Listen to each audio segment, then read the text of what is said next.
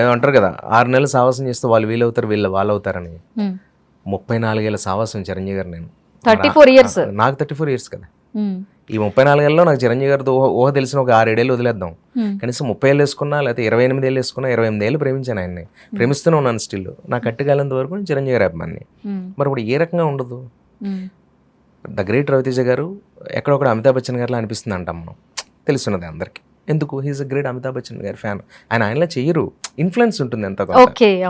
దేవదాస్ అనే సినిమా వచ్చినప్పుడు హీరో రామ్ గారిది పవన్ కళ్యాణ్ గారిలో చేస్తున్నారు అనేవారు, అవునా? ఎందుకు? ఆయన పవన్ కళ్యాణ్ గారి ఫ్యాన్ కాబట్టి.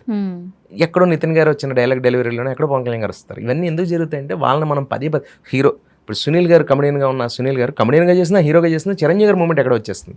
తరుణ్ గారు లాంటిది వాళ్ళ దగ్గర నుంచి, ఉదయ్ కిరణ్ గారు వాళ్ళ దగ్గర నుంచి అందరికీ చిరంజీవి గారు అంటే ప్రాణం.